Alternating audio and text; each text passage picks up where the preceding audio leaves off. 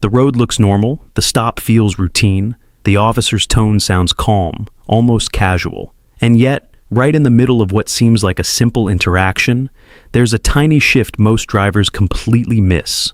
A question that sounds harmless, even helpful, but quietly changes the entire direction of what's about to happen. So, let me ask you something honestly. When a cop asks you a routine safety question during a traffic stop, do you answer right away without thinking? Or do you ever stop and wonder what that question is actually leading to? Drop your answer in the comments, because the way you react in that exact moment can decide whether your stop stays simple or starts moving towards something much more serious. And trust me, what you're about to hear will make you rethink every normal question you've ever heard on the side of the road. Because here's the part nobody explains clearly. Not every question is really a question. Some of them are setups. That might sound dramatic at first, but once you understand how roadside interactions actually work in the United States, you start to see the pattern. Officers aren't just listening to your words. They're observing everything at once. Your timing, your tone, your eye contact, your confidence, even the way you reach for your documents. And then comes what many people call the routine safety check. It usually sounds something like this. Do you have anything illegal in the car? Mind if I take a quick look inside? Have you had anything to drink tonight? Is there anything I should know about before we continue? Now think about how those questions feel. They don't sound aggressive. They don't sound like an accusation. In fact, they often sound like the officer is giving you a chance to clear things up. Like, this is your opportunity to be cooperative, to be honest, to show that you have nothing to hide. And that's exactly why they work. Because most drivers drop their guard right there. They stop thinking carefully. They stop filtering their words. They start talking freely, trying to appear helpful, trying to appear honest, trying to avoid looking suspicious. But here's the reality that catches people off guard. These questions are often not about the answer alone. They're about what the answer creates. Let's walk through a situation that happens every single day. You get pulled over. Maybe it's a minor issue, speeding a little, rolling through a stop sign, something small. The officer approaches, asks for your license and registration, and everything feels normal so far. Then comes the shift. Where are you coming from? You answer casually. Maybe you say you're coming from a party, a bar, a friend's house, or even just out late. That one answer doesn't end the conversation. It opens a door. Now the officer has context. Now they have something to build on. Now they have a reason to observe you more closely, to ask follow-up questions, to look for anything that confirms or contradicts what you just said. And then comes the safety check. Have you had anything to drink tonight? Now you're in a different situation, whether you realize it or not. Because now anything you say next can shape what happens from here. If you say yes, even casually, that can justify further testing. If you hesitate, that hesitation gets noticed. If you try to explain too much, that explanation gets analyzed.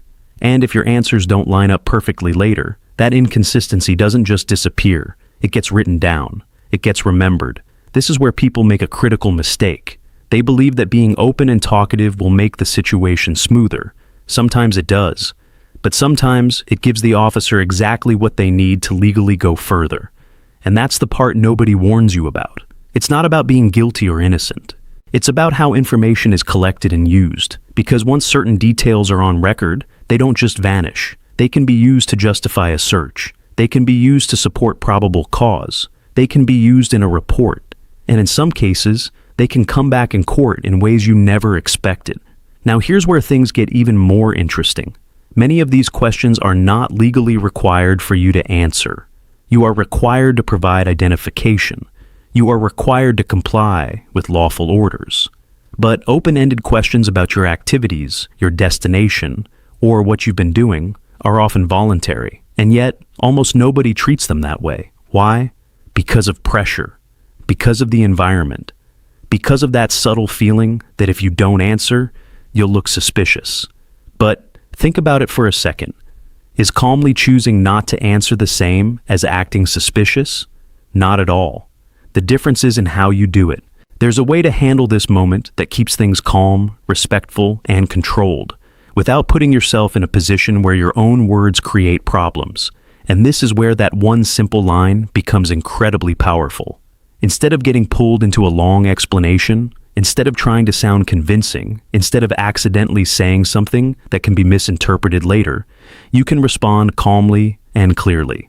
I'd like to comply with what's required, but I prefer not to answer additional questions. Notice how that sounds. It's not aggressive. It's not confrontational. It doesn't accuse the officer of anything. It doesn't escalate the situation. It simply sets a boundary, and that boundary changes everything.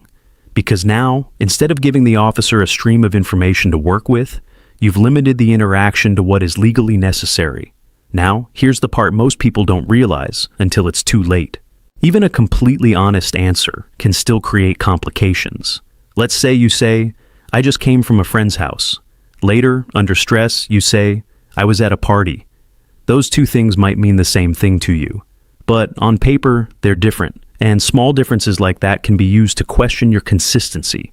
That's how situations grow, not from big lies, from small, natural, human inconsistencies. And once that door opens, it's very hard to close. Another thing people misunderstand is what happens when an officer asks to search your vehicle. They might say it casually. "Mind if I take a quick look?" Again, it sounds simple, harmless, almost like it would be rude to say no. But saying yes removes a major layer of protection. If you consent, the scope of what they can do expands significantly. And if something is found, even unintentionally, that consent becomes part of the situation. This is why experienced legal professionals always stress one thing. Be polite, be calm, but be intentional. You don't have to argue. You don't have to resist physically. You don't have to create tension, but you also don't have to volunteer access or information that you're not required to give. And here's a detail that most people overlook. The officer is forming an impression of you within seconds, not minutes, seconds.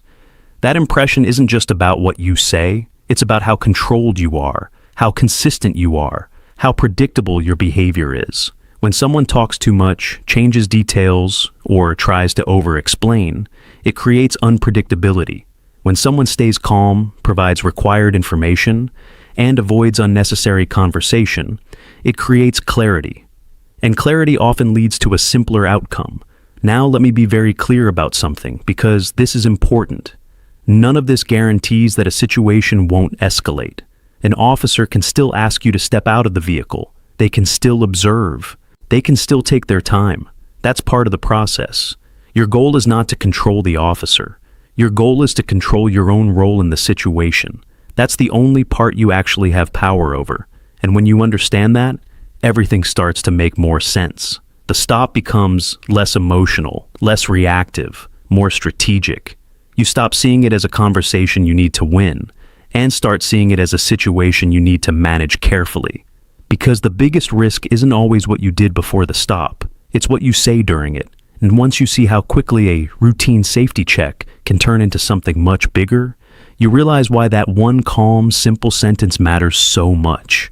Not because it stops everything instantly, but because it keeps you from becoming the reason things escalate in the first place. And that's a difference most people only understand after it's already too late.